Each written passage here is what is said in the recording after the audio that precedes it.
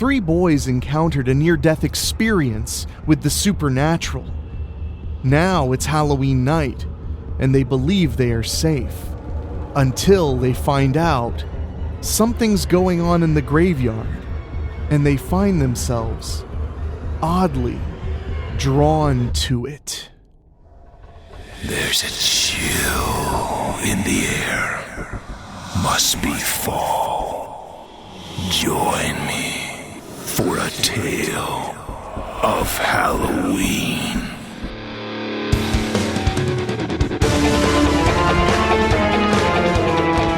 You will experience tales of horror, ghosts, and death. It is not recommended for the weak at heart. Listen in the dark. It's more fun that way. This is Weekly Spooky.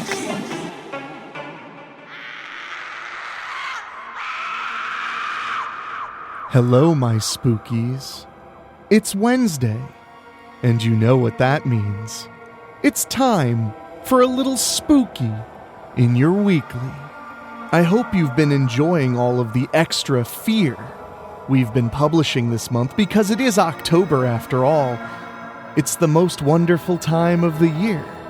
And if you need even more horror to fill your October, go to freddysnightmares.com and check out my brand new podcast, where my friend Dave and I sit down and rewatch all 44 episodes of the Nightmare on Elm Street television series, Freddy's Nightmares, from the 1980s. It's a lot of fun, it's a little goofy, and if you love Freddy Krueger and horror movies, it's right up your alley.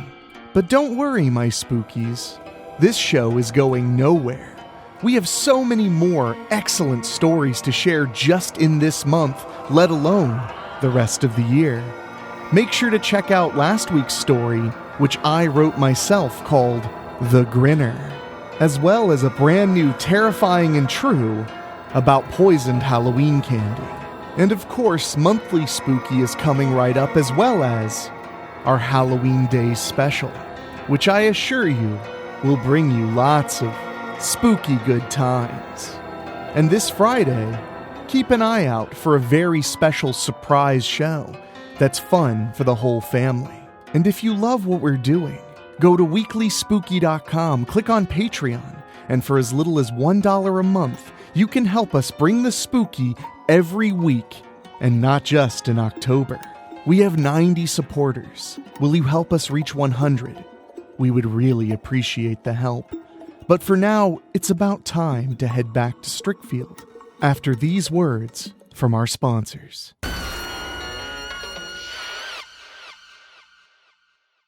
Ghost in the Graveyard by Rob Fields. It was the final week of October in Strickfield. After the previous year's Halloween, the people of Strickfield had voted into village law by a huge majority that trick-or-treating was extended to a full week, instead of just Halloween Eve and Halloween night, as in previous years. The news had reached surrounding villages and even the bigger megalopolises like Shore City and Eerie City. People came from everywhere to take part in the legendary event because there was never any age discrimination. And with the annual tradition being a week, more people came than ever. It was on the final night, Halloween night, when Bill Chapman, Brian Chunk, and Richie Horton were out making their rounds. Their pillowcases were stuffed with all the candy and other goodies they'd collected. "Man, I can't believe we actually did the whole week," Horton, who was dressed as a Cobra Kai fighter, said. "I know we said we'd do a few days, but—" "I know," Chapman agreed, who was dressed as an army soldier to match his crew cut. "Yeah, but look at all the candy we got," Chunker reminded them. He was dressed as a zombie. "We got so much stuff, we'll probably be eating it until next Halloween." Chapman sneered. "I'd be surprised if even you can eat that much candy, Chunker." Chunker had made good on his promise to lose weight upon surviving their horrible ordeal with Abigail Tomlin, in what seemed like only a few short months ago. He was still a little chunky, but his weight loss was quite noticeable between the summer and now. In spite of the weight loss, Chunker found he still had his same monstrous appetite and exercised more in order to keep from putting the weight back on. Chunker will probably end up getting diabetes, Horton stated. When Chapman and Horton both laughed, Chunker just looked at them. Yeah. Man, these pillow sacks are heavy, Chapman said. Maybe we should head back to the clubhouse again. Good idea, Horton agreed. The boys walked a couple of blocks to get to their clubhouse, which was the old tool shed in Chunker's backyard. His dad built a new garage with some extra space for the tools and told Brian he and his friends could use the old shed for their hangout. They walked in and emptied their pillowcases into the large chest where their haul for the week continued to grow and grow. Looks like if we make one last set of rounds, we can actually fill this bad boy up completely, Chunker stated. Chapman looked at his watch. We still got time. We started at 6 and trick-or-treating doesn't get done until midnight, and there's no school tomorrow. Horton looked at both of his friends. We're really going back out for more candy? What, you don't want to? Chapman asked. Horton glanced over at the chest. I'm just wondering if Chunker will start on the candy since it's all here at his place. Chapman pointed right at Brian. You don't want to be eating all the candy in one night, buddy. Chunker gave a mischievous grin. You never know. I just might get the munchies in the middle of the night. Chapman tightened his jaw. I mean it, Chunker. Don't you even. Chunker picked up his pillowcase and walked slowly to the door. Fine. When Chunker stopped in the doorway, Horton and Chapman heard what sounded like a very loud trumpet playing. When it stopped, Chunker quickly went outside and slammed the door shut. He pressed himself up against the door and soon felt the others pushing to get out. Chunker started laughing as the others were pounding and pushing hard on the door. He could even hear Horton coughing. Open the door, you uneducated piece of pork fat! Chapman yelled. Oh my God! Come on, Chunker! Horton protested after gagging. We're gonna die in here! Finally, Chunker got caught off guard when Chapman backed up and ran against the door to both force it open and knock Chunker down. Horton ended up falling on top of both of his friends and sucking for fresh air. Chunker was really laughing it up now. After Chapman eased Horton off him, he got up and pointed down at Chunker. You really are a sick pig, man. I can't believe you tried to kill us like that. Seriously, what did you eat earlier? Horton demanded. Then he gagged and moved farther away from the clubhouse. Yeah, keep the door open, Chapman told Horton. Then he said to Chunker, that's the last time we go to Denoyer's Grill with you before we trick-or-treat. Then he coughed and stepped away from the clubhouse. And lay off that sweet potato pie. After waiting several minutes, Chapman and Horton went back inside to get their pillowcases. From there, they headed back out and onto the streets of Strickfield for more trick-or-treating. They'd received several comments from houses taking part about how they'd been around many times throughout the week.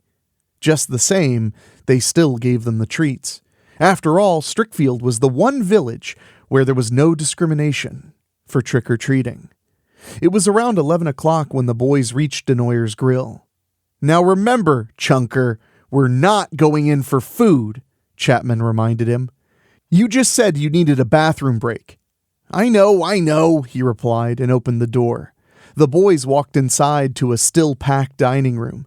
They knew October was the biggest month where Denoyer's Grill got the most business. This year, business really picked up during the first full week of trick-or-treating. Now it was Halloween night, and people were still packing Denoyer's Grill. It was also known that Denoyer paid his people extra for working this time of year. Back again, boys, huh? Denoyer asked pleasantly. Just using the bathroom, Chunker told him. You know where it is. They walked to the men's room and went in. When they were finished, Chapman looked at Horton. Hey, where's Chunker? Horton gave a grim look that said he knew. The two of them finished washing their hands and came outside to find Chunker sitting at the counter and eating a piece of Denoyer's famous sweet potato pie. Horton pointed to the pie. "This is why you blew up the clubhouse earlier. This is what, your 5th piece today?" "6th, Chunker corrected him. "Come on, guys. You know I don't feel right using the restroom here and not putting into the till." Chapman wanted to yell again, but he sighed and ordered some French fries. Horton ordered a soft drink. After they finished, they left Denoyer's grill and headed back out. "We only got 40 minutes until midnight," Horton said. "Do we just head back to the clubhouse, or do we ride it out and get more candy?" "I think we got more than enough to fill the rest of the chest back at the clubhouse," Chunker stated. "Still, 40 minutes is 40 minutes. Might as well end on a high note." Even Chapman wasn't going to give Chunker a hard time. They'd started trick-or-treating right at 6 every night when trick-or-treat week started, and went all the way until the end. They knew they couldn't stop now. Just a little while longer, and they'd have officially trick-or-treated for 7 nights straight, from start to finish. The boys managed to make the rounds on 4 more blocks before it was almost midnight, and the week-long trick-or-treat festivities would be over for the season. "We really did it, guys," Horton said with pride. "We got more candy than we ever did before, and probably from all of our other years combined." "Yeah, we did, didn't we?" Chapman agreed. "I'm surprised Chunker here went the distance." Yeah, when have I ever not?" Chunker demanded. "Well, he did keep up with us on that night last summer," Horton recalled. Chapman pointed at him. "Don't you even talk about that, Toothpick. We said we'd never talk about Abigail Tomlin ever again." When he saw both Horton and Chunker giving him strange looks, he started to wonder himself. He got confirmation when Chunker pointed at him. "You're still dreaming about her too, ain't you?" Chapman didn't want to admit it, but the look on his face said enough. Horton adjusted his circular glasses. "Face it, you guys, we've never been able to forget about that ghostly woman." It had been just shortly after the boys had finished 6th grade and their time at Strickfield Elementary. Now they were at Strickfield Junior High. As much as they had tried, they just couldn't forget the horror they had experienced on the Crybaby Bridge on Indian Hollow Road. It was just supposed to be an urban legend. Brian and his older brother Kenny made plans to scare Horton and Chapman by making it seem like the legend of the Crybaby Bridge was real. Kenny had even gone so far as to mount a speaker at the bridge to amplify the sounds of a little baby crying. The joke had worked, and Horton and Chapman were both scared. Kenny revealed the speaker before he took it down and went home. But what the 3 boys were about to find out was that the legend of the Crybaby Bridge was indeed true. They not only heard a baby crying, Arthur Tomlin, but his mother had appeared in her horrible, ghostly form. The boys were soon running for their very lives when Abigail Tomlin chased them through very heavy winds conjured up by the haunting itself. The boys barely made it as the morning sun came up and sent Abigail Tomlin back to whatever netherworld she may have come from. From that moment on, the boys made it a point to never go anywhere near that bridge on Indian Hollow Road, ever again. Brian really wanted to tell Kenny that the legend of the Crybaby Bridge was real, but he reconsidered when he realized Kenny might actually go out there and check the legend out for himself. After all, their father was the one who told the brothers the story of the Crybaby Bridge. Naturally, Brian wanted to see if the legend was true. Many times over, he'd wished he hadn't. The boys had never been the same after that. They kept having awful nightmares about Abigail Tomlin and the horrible ordeal that had cost her both her life and that of her baby son. Both of them died on that very bridge as a result of her tyrannical husband and the gunfight she had lost to him many, many years ago.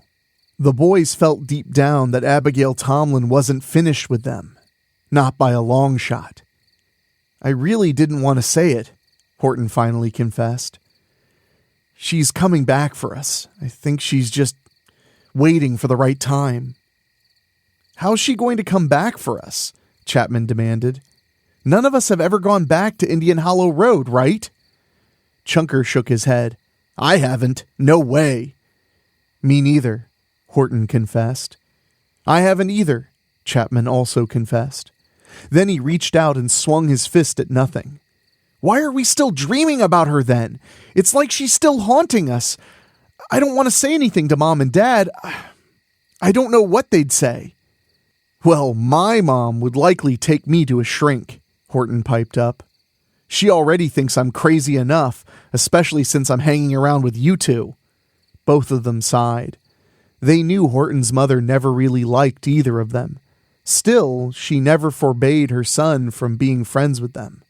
Chapman and Chunker didn't want to give Horton's mom a reason to finally reconsider that. The three of them had been friends since first grade at Strickfield Elementary, and had been through a lot together. While they were different in so many ways, they made their friendship last going into junior high. They knew they didn't want their group to end. Abigail Tomlin's gonna keep driving us crazy, Chunker stated. I'm surprised we aren't already nuts. Or maybe we are and we just don't know it yet, Horton interjected. Shut up, Chapman snapped, pushing Horton a little. Then he groaned. Let's go back to the clubhouse and talk about this some more. I don't want to talk about this out here. Good idea, Chunker agreed. The boys turned down a nearby street, which took them past the gated community, where it was all Mirrans. It always seemed to be the one area of Strickfield that stood out around October and December. The Mirrans never opened their gated community for Halloween for trick-or-treating, and they certainly never decorated for Christmas. The boys were quick to notice how deathly still it seemed on the outside. They kept walking until they were clear of the gated community. The boys continued to walk in silence. They would only have about 3 blocks before they'd reach Chunker's house and their clubhouse. They'd just finished walking the first block and crossed into the second. They were about a 1/4 mile into the block when they started to pass Village Cemetery. It was then when they heard some sounds in the distance. You guys hear that? Chunker asked quietly. Sounds like little kids playing? Chapman replied, scratching his bird head. It's after midnight, Horton noted. Then he checked his smartwatch. It's almost 12:30. Yeah, but we're in junior high, Chapman stressed. The cops aren't going to say anything to us. Besides, we're not too far from Chunker's house. We might as well keep moving, Chunker suggested. Then they heard the sounds of the little kids laughing in the cemetery again.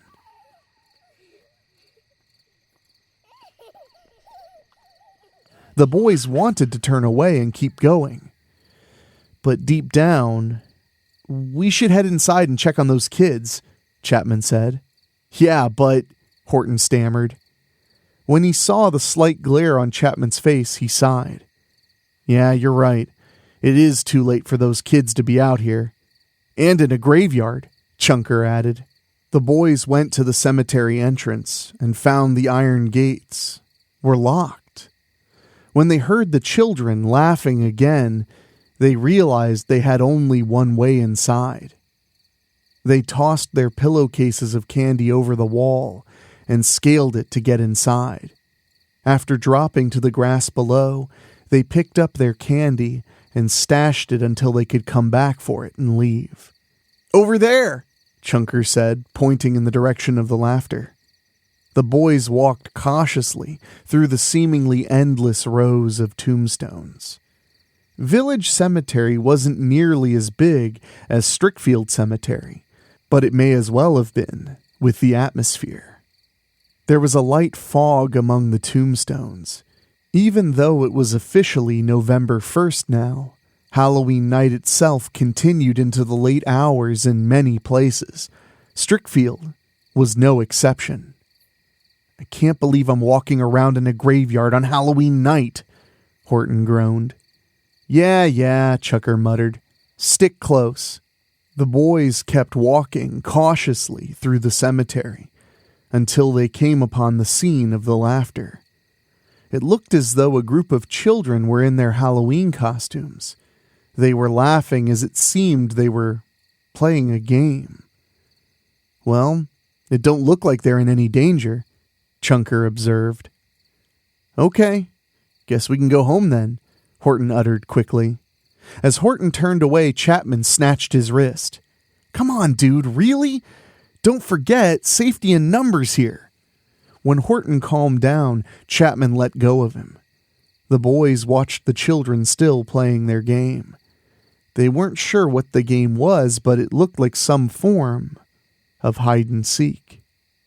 Before the boys were going to talk about what to do next, Ghost in the graveyard! Ghost in the graveyard! The boys shrieked with fright before they turned around to see a little girl dressed as Little Red Riding Hood, pointing at Chunker in his zombie makeup. Ghost in the graveyard! Ghost in the graveyard! She called out again. It wasn't long before a little boy came up next to the girl. His costume looked quite awkward. He appeared to be all wet. His makeup was really good because he seemed to look like he had some stages of decomposition on his face and arms.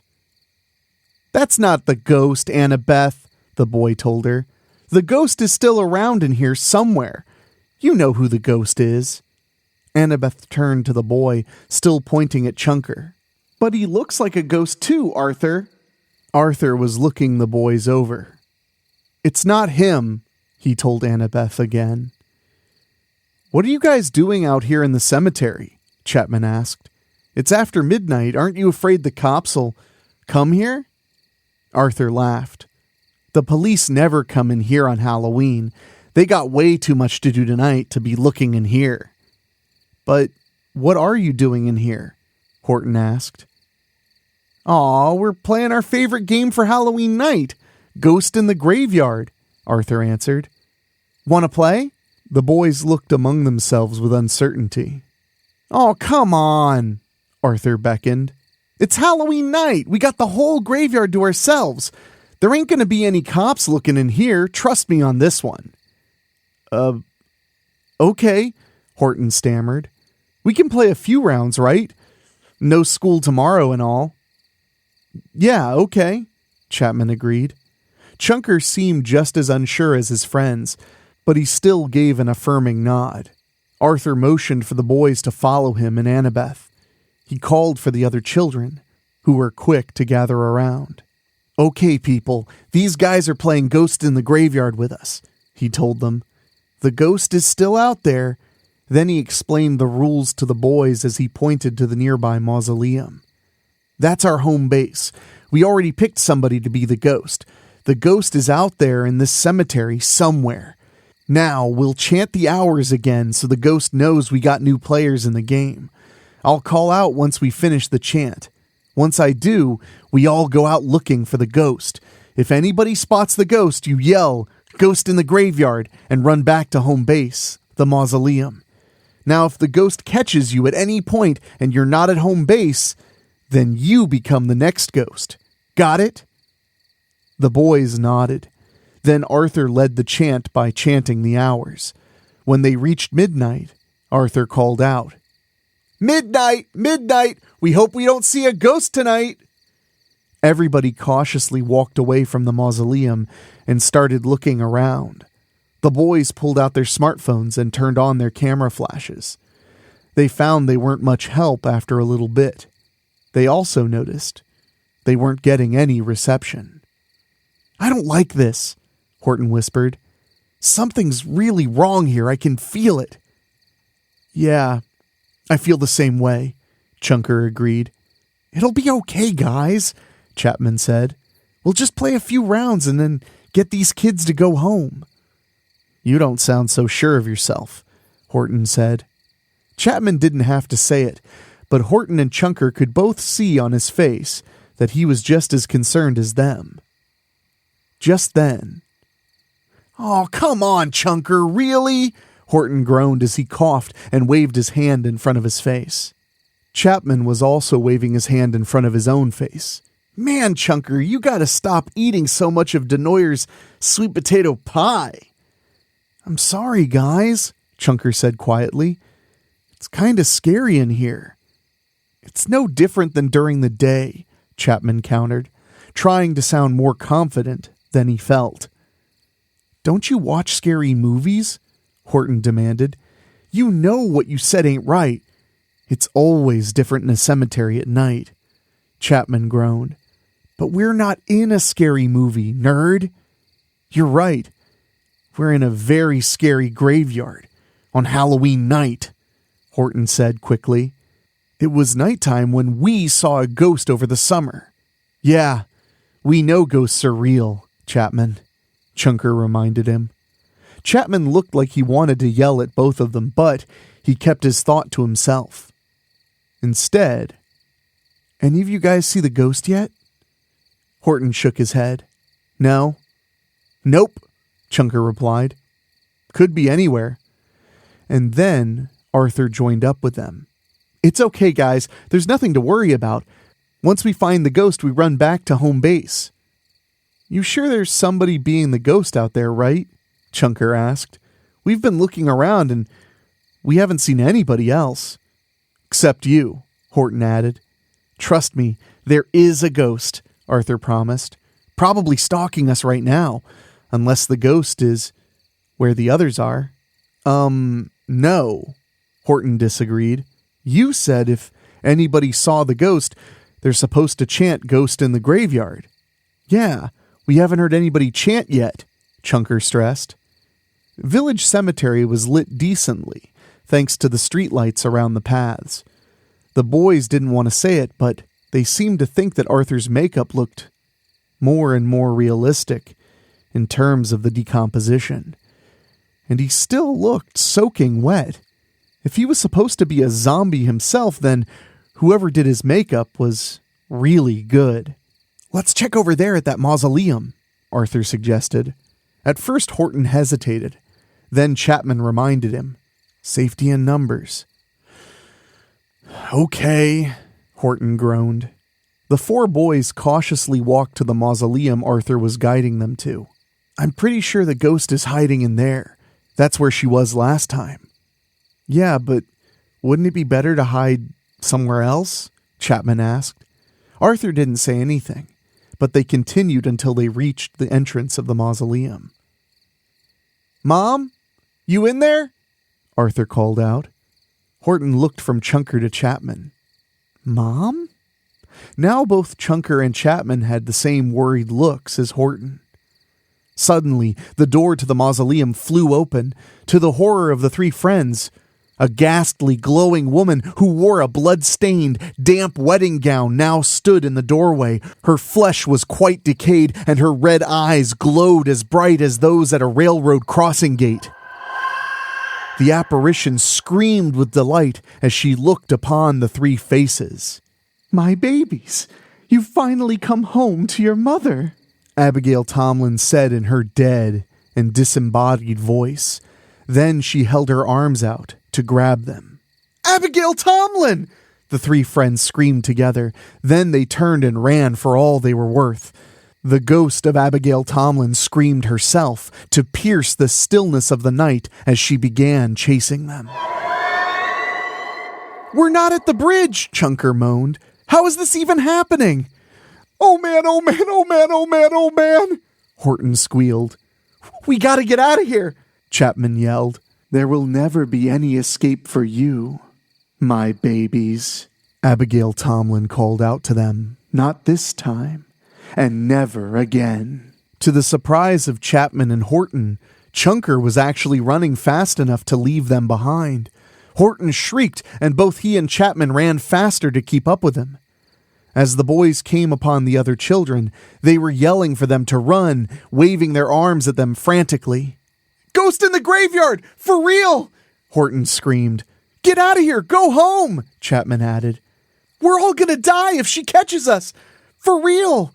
Chunker yelled. When the other children saw Abigail Tomlin, they all screamed and scattered. You can run all you want, Arthur called to the three friends. There's no escape. Mom will have you all. You escaped her once, but there's no escape this time. Then Horton made a startling realization. He said his name was Arthur. That's the name of Abigail Tomlin's little baby boy, like in the Legend of Crybaby Bridge. You mean Arthur's a ghost too? Chunker cried in disbelief. Makes sense, Chapman gasped. He calls her Mom. They both died together at the bridge years ago. You may run as much as you like, my children, Abigail Tomlin called to them. You are within the boundaries of this burial ground. You will never escape me again, especially not before the sun rises. The boys knew the sun wouldn't be up for several hours yet. It was just after 1 o'clock. We can't keep running much longer, Chunker groaned. Let's get back to the wall and climb over, Chapman yelled. The boys quickly reached the wall. With all the strength and determination that came from being scared for their lives, the boys quickly scaled the wall and dropped to the outside. Abigail Tomlin floated high enough to where they could see her. However, she could not float over the wall itself. The boys knew they were safe, but Abigail Tomlin gave them a weird look before she slowly lowered herself back into the cemetery. Let's get out of here, Chunker said after catching his breath. Horton was inclined to agree. However, we can't, guys. We can't just leave those kids in there. Abigail Tomlin will claim them. You know she will. You guys want to go home, then go, but I won't be able to sleep tonight knowing I didn't at least try to save them. True, the boys had escaped Abigail Tomlin once more. However, they knew Horton was right, and he certainly did not want to go back in there himself. I'm with you, Horton, Chapman said. Way to put a guilt trip on us, but you're right. You know we're not going to make it out again, right? Tomlin's going to get us this time. Yeah, I know, Horton replied. You know I'm really scared, but I'm going back in. Chunker put a hand on Horton's shoulder and laughed a little. We still got to get all our candy we left in there. I'm not letting Abigail Tomlin have all that candy. No way. The others laughed a little at Chunker's humor, even though the candy was the farthest thing from their minds. Thanks for being my best friends, guys, Horton said. Chunker pointed sharply at him. No, you don't. We're getting back out of here, and you better believe that. Though he didn't sound as confident as he would have liked. I got a plan to get the children out, Horton told them. The other two listened as Horton explained the plan. It's suicide, but let's do it, Chapman said. Yeah, Chunker cheered. The boys took a deep breath before they scaled the wall again and dropped back into the cemetery. They ran in the direction of the children screaming. It wasn't long before they saw the ghost of Abigail Tomlin floating near the kids. She had them backed up against the mausoleum that was declared home base. Of course, she had no intention of honoring that part of Ghost in the Graveyard. Hey, Abigail! Over here! Chunker called out. Leave them alone! Chapman added. It's us you want, remember? Horton put his thumbs in his ears. Na na na na na na na. Abigail Tomlin immediately turned to them. It's time to come home, my children. You've been in the mortal realm long enough. As soon as she began floating towards them, Chunker called to the children. Get out of here, now! The boys saw the children move from the home base mausoleum and run to the wall. Arthur Tomlin couldn't stop them as they helped each other get up and over. The boys stood their ground as Abigail Tomlin continued closing the gap between herself and the boys. As they agreed, they would stand their ground until every last child had escaped. It was when the last one had scaled the wall that Abigail Tomlin finally reached them. The boys never screamed as she touched all three of them to bring them into the realm of the dead. Now, Abigail Tomlin had finally claimed the three of them as her own. You're finally home at last, my long-lost children. Now my son Arthur will not be so lonely.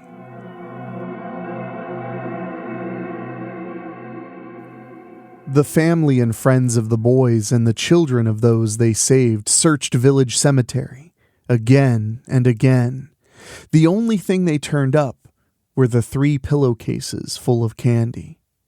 As far as Brian Chunk, Richie Horton, and Bill Chapman went, their bodies were never found. In fact, they were never found within the entire village of Strickfield.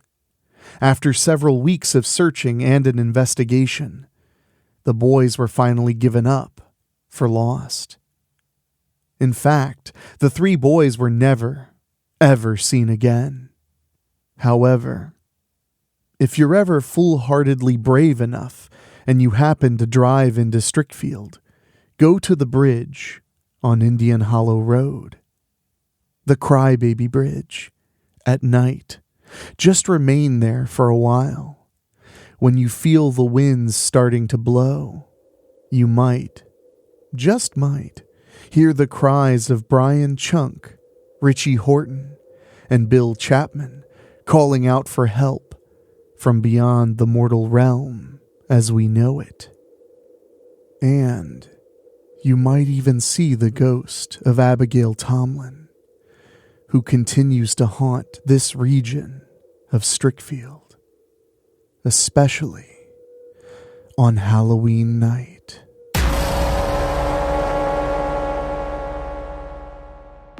My oh my, what a wonderful piece of Halloween-flavored terror. I sure did enjoy it, and I hope you did too.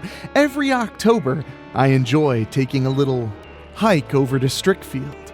And speaking of which, if you love Strickfield, why not get yourself the Horrors of Strickfield paperback book?